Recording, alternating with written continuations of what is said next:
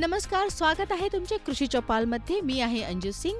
यावेळची कृषी चौपाल आम्ही तुमच्यापर्यंत अशा भूमीतून पोहोचत आहोत जिथे मातीमध्ये केवळ जीवनच नाही तर विज्ञानाचा स्पर्शही आहे. येथे शेतकरी श्रद्धेने आपली परंपरा पुढे नेत आहेत कारण त्यांच्यावर मा कालीचा आशीर्वाद आहे. हो, मा कालीच्या प्रांगणात तिथे नैसर्गिक शेतीला प्रोत्साहन दिले जात आहे. म्हणजेच यावेळची कृषी चौपाल आम्ही तुमच्यापर्यंत गुजरातच्या हलोल नॅचरल फार्मिंग सायन्सेस युनिव्हर्सिटीमधून पोहोचवत आहोत, जे केवळ आपल्या भारताचे पहिले विद्यापीठ नाही तर संपूर्ण जगातील पहिले नैसर्गिक शेतीचे विद्यापीठ आहे. म्हणूनच येथील ज्ञान, येथील प्रकाश संपूर्ण देशात पसरावा हाच आमच्या आजच्या कार्यक्रमाचा प्रयत्न आहे. तर चला सुरुवात करूया आजच्या कृषी चौपालची आणि तुम्हाला सांगणार आहोत की देशी गाय कशा प्रकारे नैसर्गिक शेतीचा मुख्य आधार आहे. यामुळे केवळ जमिनीलाच नाही तर आपल्या विचारांनाही जीवन कसे मिळते. येथील शेती स्पर्धेची नाही तर संस्काराची आहे. हे एक जीवन दर्शन आहे जे आपल्याला सांगते की आपल्याला मानवी आरोग्यासाठी, मानवाच्या कल्याणासाठी कार्य करायचे आहे. पुढे जाण्यापूर्वी हा रिपोर्ट पाहूया.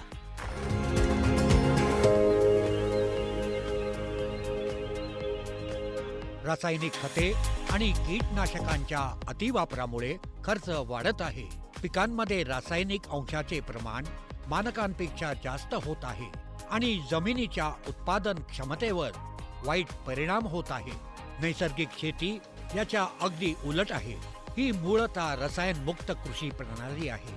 भारतीय कृषी परंपरांमध्ये याची मुळे खूप खोलवर आहेत. नैसर्गिक शेतीला परिसंस्थेवर आधारित विविध कृषी प्रणाली मानले गेले आहे, ज्यामध्ये पिकांव्यतिरिक्त झाडे आणि पशुधनाचाही मोठ्या प्रमाणात सहभाग आहे. नैसर्गिक शेतीमध्ये शेतकऱ्यांना अनेक प्रकारचे फायदे मिळतात. उदाहरणार्थ, पिकांच्या खर्चात कपात होते आणि अन्नदात्याची आर्थिक परिस्थिती सुधारते. जमिनीची सुपीकता वाढवण्यासाठी जीवामृताचा वापर केला जातो आणि जमिनीत अधिक काळ ओलावा टिकवून ठेवण्यासाठी कृषी अवशेषांचे आच्छादन करावे लागते.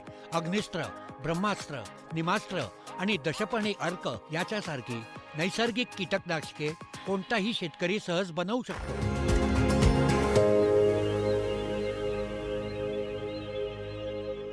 तर आताच तुम्ही रिपोर्ट पाहिला आणि आम्हीच तुम्हाला सांगितले की नॅचरल फार्मिंग म्हणजे नैसर्गिक शेतीचा पुन्हा अवलंब करण्याची आवश्यकता का आहे. आपण मातीतून सतत उत्पादन घेत आहोत पण तिला रिचार्ज करत नाही आहोत. म्हणजेच तिथे आरोग्यही बिघडत आहे. मग काय करावे? काय आहे नॅचरल फार्मिंग? याचे घटक कोणते आहेत? आपले शेतकरी याचा अवलंब कसा करू शकतात? आणि याबद्दलचे जे गैरसमज आहेत, ते प्रश्न आहेत, तेही दूर करण्याची गरज आहे. यात मदत करत आहेत आमचे खास पाहुणे जे आमच्यासोबत मंचावर उपस्थित आहेत. तर चला एकामागोमाग एक आम्ही तुमची भेट करून देतो. Doctor C.K. टिंबाडिये जे आपल्यासोबत आहेत ते विद्यापीठाचे कुलगुरू आहेत. सर, तुमचे स्वागत आहे. आपल्यासोबत डॉक्टर R.A. गुजरजी आहेत जे विस्तार संचालक आहेत. सर, तुमचे स्वागत आहे. आणि डॉक्टर गोपाल वडोदरियाजी आहेत. सर, तुमचेही स्वागत आहे. तुम्ही संशोधन संचालक आहात. तर सर, सर्वात आधी मी तुमच्याकडेच येते. तुमच्यावर खूप मोठी जबाबदारी आहे आणि ही जागा तर अशी आहे जिथे मातेचा आशीर्वादही आहे असे आपण म्हणू शकतो. अशा ठिकाणी जिथे शक्तिपीठ आहे, माता कालीचाही आशीर्वाद आहे आणि म्हणतात की नैसर्गिक शेती ही आपली संस्कृती आहे. तर नैसर्गिक शेती का महत्वाची आहे आणि ती काय आहे? आज Gujarat natural farming sciences university, जी गुजरात आणि देशाचा गौरव बनली आहे, आणि आपले पंतप्रधान माननीय नरेंद्रभाई मोदी साहेब ह्यांच्या विजनमुळे देश आणि जगातील पहिले नैसर्गिक कृषी विद्यापीठ येथे स्थापन झाले आहे. या भूमीतून संपूर्ण देशाला नैसर्गिक शेतीची गोष्ट सांगण्यासाठी ह्या कार्यक्रमाचे आयोजन केले गेले. त्याबद्दल मी सर्वांचे आभार मानतो. आणि राहिली गोष्ट नैसर्गिक शेतीची, नैसर्गिक शेती ही केवळ शेती पद्धती नाही. आज देश आणि जगासमोर हवामान बदल, ग्लोबल वॉर्मिंग, लोकांचे आरोग्य हे सर्व जे धोक्यात आहे, अशा वेळी नैसर्गिक शेती ही एक जीवनशैली बनली पाहिजे आणि बनत आहे. नैसर्गिक शेती ही रसायनमुक्त शेती आहे. म्हणजेच आपण भारत कृषी प्रधान देशात जी शेती करत आहोत, आम्ही अनेक पैलू पाहिले. हरित क्रांतीपासून रासायनिक शेतीचा प्रभावही पाहिला. आज त्याचे जे दुष्परिणाम आपल्याला मिळत आहेत, यातून बाहेर पडण्याचा एकच मार्ग आहे, बिनरासायनिक शेती, नैसर्गिक शेती. नैसर्गिक शेती म्हणजेच कुदरती, हो. निसर्गाला सोबत घेऊन आपल्याला शेतकऱ्याने आपल्या शेत्यावर बायोमास रिसायकलिंग करून, देशी गाईच्या द्रव्यांचा वापर करून रसायनांनी जी जमिनीची सुपीकता नष्ट केली आहे ती परत आणून शेतकऱ्याला चांगल्या उत्पन्नाकडे, समृद्धीकडे आणि आत्मनिर्भर बनवण्याकडे जाण्यासाठी ही एक उत्तम नैसर्गिक कृषी पद्धती आहे.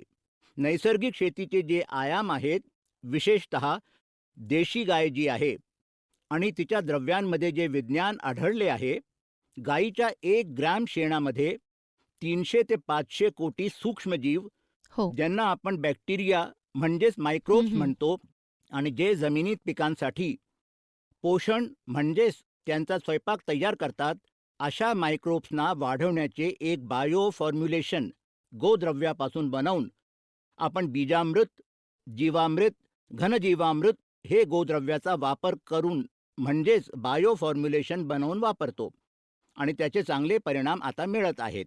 त्यासोबतच शेतकरी बंधू जे येथे उपस्थित आहेत, मला आनंद आहे की आज गुजरात नैसर्गिक शेतीमध्ये खूप पुढे गेला आहे. येथे बसलेल्या अनेक शेतकऱ्यांनी आपल्या शेतावर इतके चांगले मॉडेलही बनवले आहेत आणि एका वैज्ञानिक दृष्टिकोनातून ते पुढे काम करत आहेत.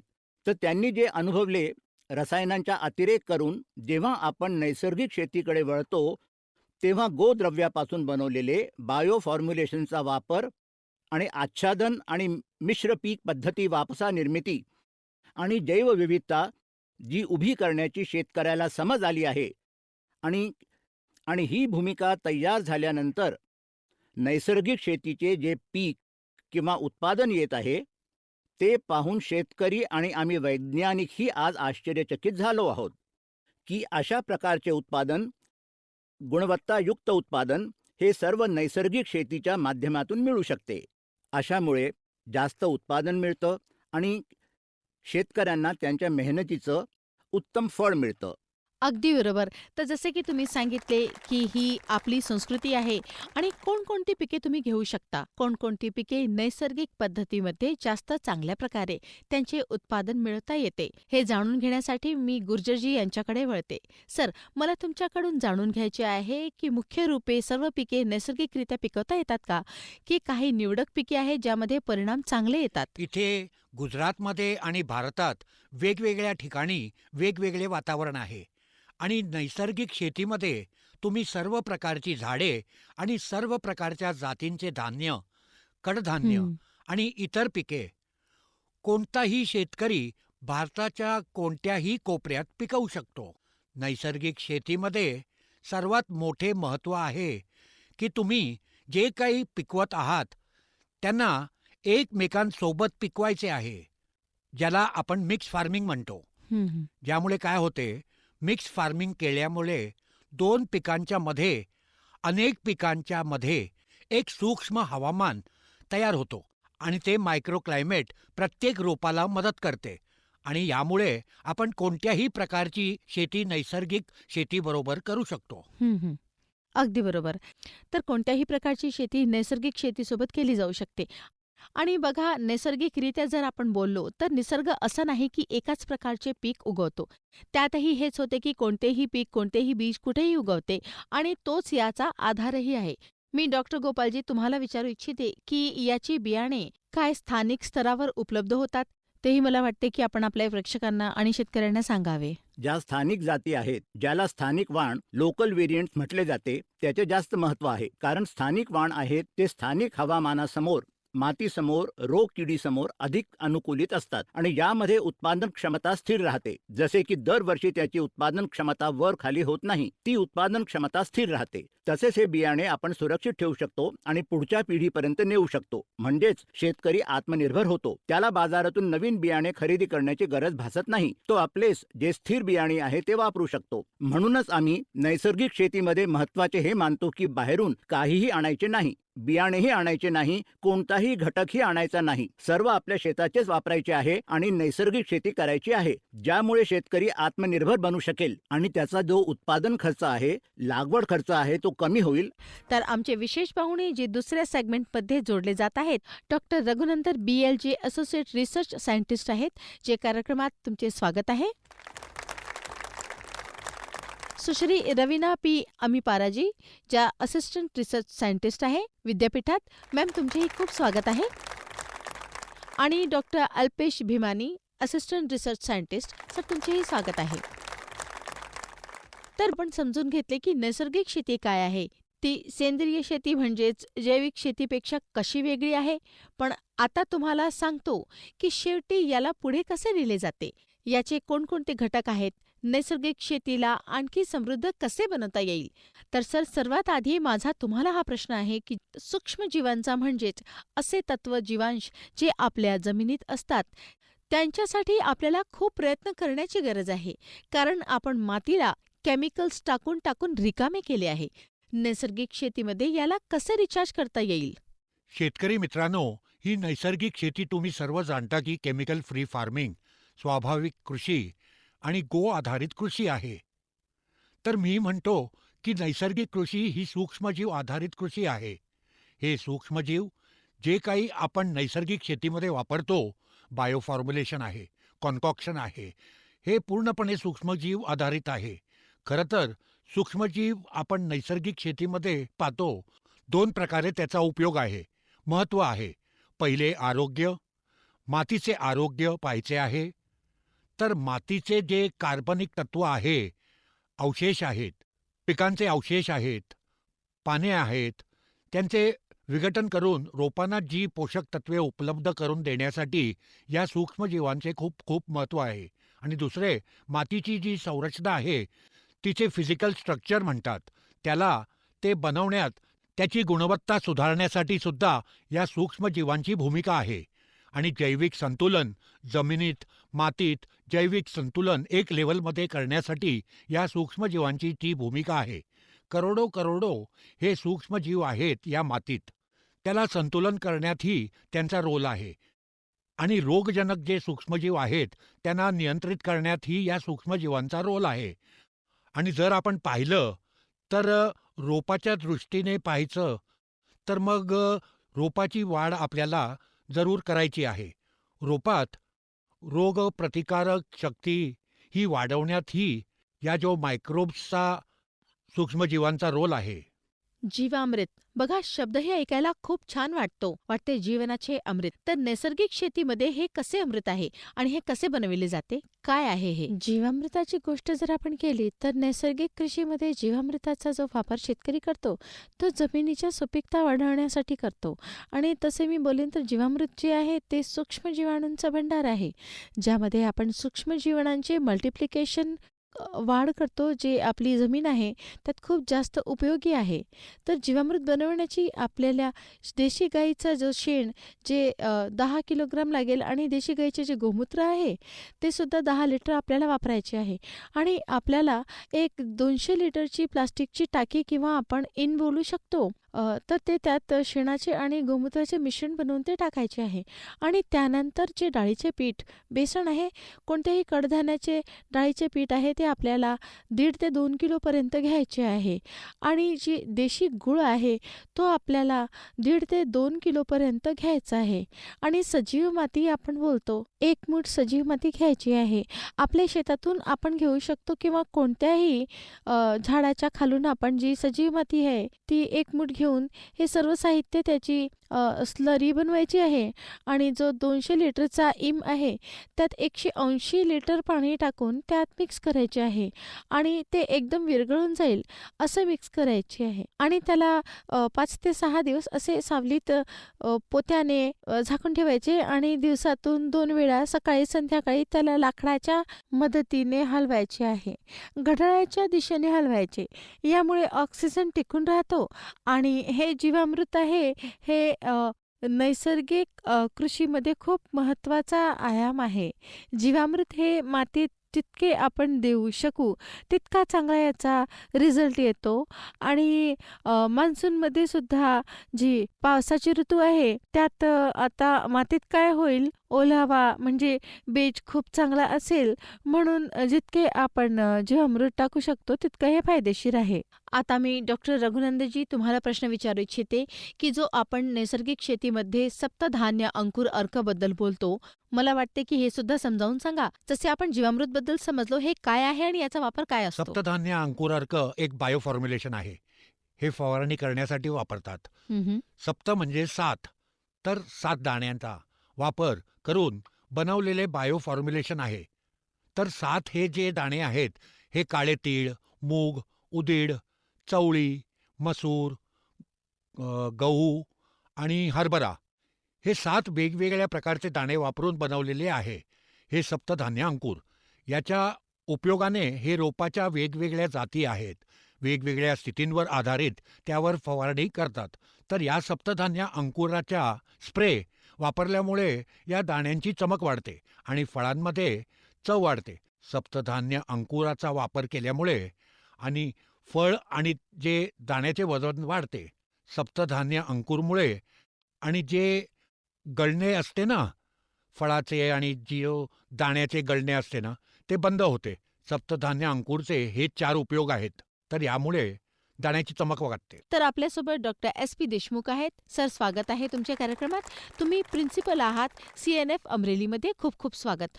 आणि आमच्यासोबत जे दुसरे पाहुणे आहेत ते आहेत डॉक्टर HB नायकाजी. सर, तुमचेही स्वागत आहे. प्रिन्सिपल आणि डील हलोलमध्ये. आणि आमच्यासोबत जे तिसरे पाहुणे आहेत त्या आहेत doctor Dhara R Prajapati, assistant professor CNF Halol. तर सर बघा, शेतकरी असा आहे तो निसर्गाशी जोडू इच्छितो आणि खूप जवळून काम करतो. पण जेव्हा बाजाराची गोष्ट येते ती कोणी कुठेतरी त्याच्याकडून न सुटलेली राहतात. नैसर्गिक शेतीमध्ये त्याचा कसा नफा वाढू शकतो? नैसर्गिक शेती ही काही नवीन पद्धत आहे, असे काही नाही. आपण खूप पिढ्यानपिढ्या ही शेती करत आलो आहोत. तर यामध्ये लागवड खर्च सर्वात कमी आहे. जसे मी आमच्या प्रयोगांची गोष्ट करेन, तर केमिकल फार्मिंगच्या तुलनेत आपण जी नैसर्गिक शेती करतो, त्यात 2.5 पट पर्यंत तुमचा खर्च कमी राहतो. आणि जी ऑर्गॅनिक फार्मिंगची गोष्ट जी चालली होती, ती यासाठी सक्सेसफुल राहिली नाही, कारण त्यात 6 पटपर्यंत खर्च जास्त आहे नैसर्गिक शेतीपेक्षा.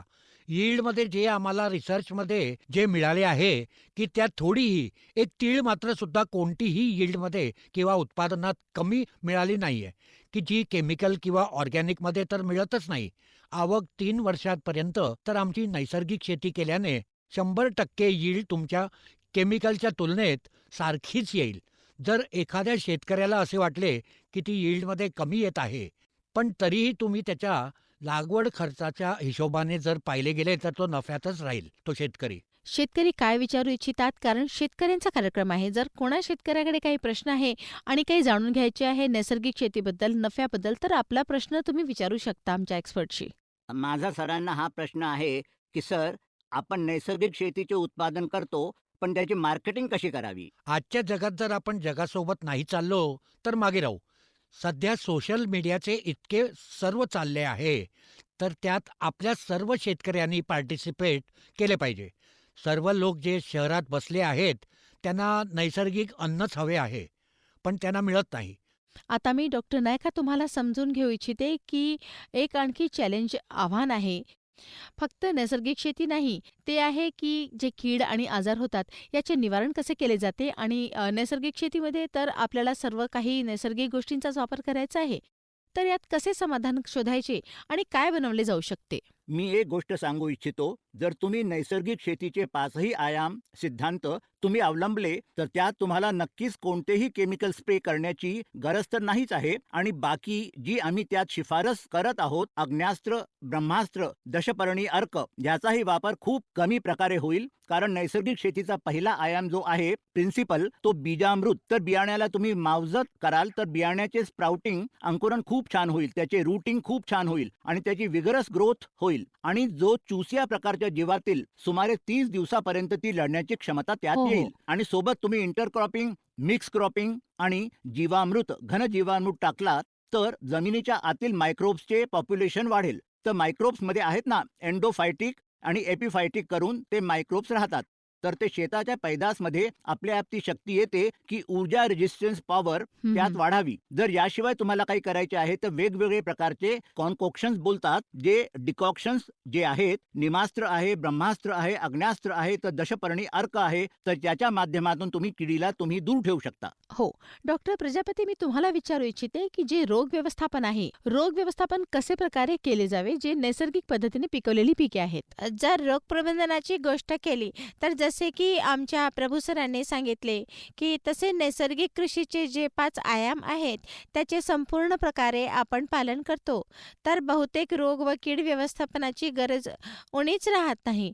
पण जर जो शेतकरी आहे जो रासायनिक शेतीकडून नैसर्गिक शेतीकडे आता वळत आहे, सर त्याला जसे की सरांनी सांगितले निमास्त्र आहे, ब्रह्मास्त्र आणि अग्नेयास्त्र, सौंठास्त्र, दशपर्णी अर्क आणि आंबट ताक वगैरे गोष्टींचा वापर आपण जे की शेतकऱ्याच्या शेतात असतात अवेलेबल, त्याच इन्ग्रेडियंट्सला साहित्याला बनवून आपण त्याचा वापर करू शकतो. अगदी. तर ही गोष्ट तर झाली की कसे आपल्या पिकाला तुम्ही सुरक्षित ठेवू शकता. रोग आणि ज्या कीड आहे त्याच्यासाठी कोणकोणती अस्त्रे आहेत जे आपण जाणून घेतले. आता एक महत्त्वाची गोष्ट इथे ही सुद्धा आहे की जेव्हा आपण बोललो की कसे बियाण्यांना पेरले जावे, नैसर्गिक शेतीमध्ये काय याची पद्धत वेगळी आहे आणि काय काही वेगळ्या प्रकारे पेरणी केली जाते. तर चला आपण डॉक्टर देशमुखजी यांच्याकडून जाणून घेऊया की नैसर्गिक शेतीमध्ये पेरणी कशी केली जाते. नैसर्गिक कृषीमध्ये आम्ही अशी शिफारस करतो की म्हणजे रेकमेंडेशन करतो की तुम्हाला ब्रॉड बेड फरो किंवा रेस्ड बेड्सचा वापर जास्त प्रमाणावर केला पाहिजे. म्हणजे थोडे जमिनीपासून उंच उंच करायची करायची. आहे, बेडची निर्मिती करायची आहे आणि तो जास्त लांबही नाही करायचा आणि तो जास्त रुंद पण नाही. विड्थ जी आहे त्याची 1 मीटर किंवा 1.25 मीटर जास्तीत जास्त ठेवायची आहे, जी मॅनेजेबल असते शेतीमध्ये. तर यामुळे तुमचे जे पीक आहे ते भारी पावसातही वाचेल आणि कमी पाऊस असेल तेव्हाही त्याची जी रूट डेव्हलपमेंट आहे ती सर्वात उत्तम होते. आणि आम्ही जे जीवामृत, धनजीवामृत जे ॲप्लिकेशन करतो त्यांनाही एरोबिक बॅक्टेरियाज राहतात, ज्यांना श्वास घेण्याची गरज पडेल. तर जे बेड्स आपण बनवू तर विधीनुसारच तिथे एरिएशनचं प्रमाण वाढते. हो, हो. तर हे ब्रॉड बेड फरो किंवा रेस्ड बेडवर उगवण्याची आम्ही शिफारस करतो. चला शेतकऱ्यांकडे जाऊया. कोणा दुसऱ्या शेतकऱ्याकडे काही प्रश्न आहे विचारू इच्छिता?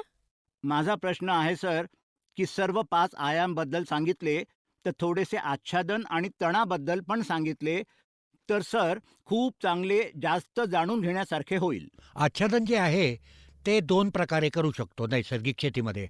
एक लाईव्ह आच्छादन आणि जे जुने अवशेष तुमच्या शेतात पडले आहेत ते आच्छादन वापर करून.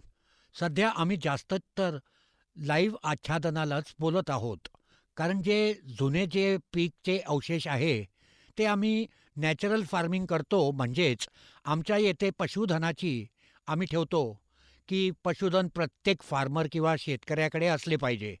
गाय आहे बरोबर, प्राथमिकता आहे गायीची. तर त्यासाठी जे जुने अवशेष आहेत ते कामाला येतात. म्हणूनच आम्ही लाईव्ह आच्छादन त्याला जास्त प्रेफरन्स दिलं पाहिजे. लाईव्ह आच्छादन कसे करावे, तर ती खूप सिंपल पद्धत आहे की जेव्हा आपण 2 पेक्षा जास्त क्रॉप्स म्हणजेच जी 2 पेक्षा जास्त पिकं एकसाथ घेऊ तेव्हा तुमचे ऑटोमॅटिकली आच्छादन होऊन जाते. आणि ज्यामध्ये आम्ही नैसर्गिक शेतीमध्ये सर्वात जास्त कडधान्य पीक म्हणजेच डाळवर्गीय जे क्रॉप्स असतात त्यांना प्रोत्साहन देतो. पूर्ण आयामानात समजून शेती कराल तेव्हा हे निंदामण किंवा मग हे जे तुमच्या तणाचे प्रश्न जे आहेत शेतकऱ्याला कोणत्याही जागी नुकसान करत नाही. हो, हो. डॉक्टर प्रजापती, आता मी तुम्हाला विचारू इच्छिते की ज्या समस्या, ज्या विषाणूजनित आजार आहे त्यांचे निवारण कसे केले जाते नैसर्गिक शेतीमध्ये? जसे की आता रबी क्रॉप सीझन सुरू होत आहे. यात बहुतेक शेतकरी भाजीपाल्यांच्या पिकांची सोईंग पेरणी करतात. तर खास जर मी गोष्ट केली तर ती भाजी आहे त्यात विषाणूजनक रोग येतात, पिवळे पण येते. तर यासाठी पुढे आम्ही जसे डिस्कस केले, आंबट ताक त्याचा वापर करू शकतो आणि हे रामजीभाईंनी प्रश्न विचारला होता, आले, मिरची आणि लसूणाचा अर्क. पण विविध कृषी विद्यापीठाच्या संशोधनातून प्रमाणित केले आहे, की जी पण शोषक प्रकारची कीड आहेत, जे की हे विषाणूजन्य रोग पसरवतात, त्याच्या निवारणासाठी हे दोन्ही प्रकारचे कॉन्कॉक्शन खूप जास्त कार्यरत आहे. तर शेवटी तुम्ही आमच्या प्रेक्षकांना क्लोजिंग काही कमेंट्स देऊ इच्छिता, त्यांना काही आणखी प्रोत्साहित करण्यासाठी सांगू इच्छिता? सध्या पर्यावरणाची जी गोष्ट होते ना, तर पर्यावरण वाचवण्याचेही काम हे नॅचरल फार्मिंगमध्ये किंवा नैसर्गिक शेतीमध्ये होते. म्हणूनच आणि आम्ही येणाऱ्या पिढीला जर काही देऊ इच्छितो, तर ते आहे एक चांगले एन्व्हायरमेंट आणि चांगली जमीन. जर जोपर्यंत जमीन आमची फलद्रूप राहील, तोपर्यंत आम्ही चांगली पिके उगवू शकू आणि येणाऱ्या पिढीला आम्ही चांगले अन्न देऊ शकू. हेच माझे ॲक्च्युअल निवेदन आहे, की सर्व शेतकरी भाऊ आणि बहिणींनो, जर जास्तीत जास्त तुम्ही नॅचरल फार्मिंग किंवा नैसर्गिक शेतीला स्वीकारा आणि त्याची प्रॅक्टिस चालू करून द्या. मी इथे शेतकरी मित्रांकडूनच जाणून घेऊ इच्छितो की सर्वात दुःखी माणूस कोणता शेतकरी असेल, केमिकलवाला की नॅचरलवाला? काय सांगू इच्छिता? केमिकलवाला. का दुःखी असेल? कारण त्याची लागवड खर्च 2.5 पट जास्त आहे आणि त्याचं बीज त्याने प्लांट बेड मेथडने किंवा मग जे बियाणे जे यूज केले आहे ते हायब्रिड महागडे बियाणे यूज केले आहे. तर हं. त्याचे जर फेल गेले हं. तर खरोखर तर त्याचं नुकसान आहे आणि ते देशालाही लॉस आहे, ते शेतकऱ्याच्या परिवारालाही लॉस आहे आणि जे नैसर्गिक शेती करणारे शेतकरी आहेत त्यांचा आता लॉस मोजला जाईल, नाही मोजला जाणार.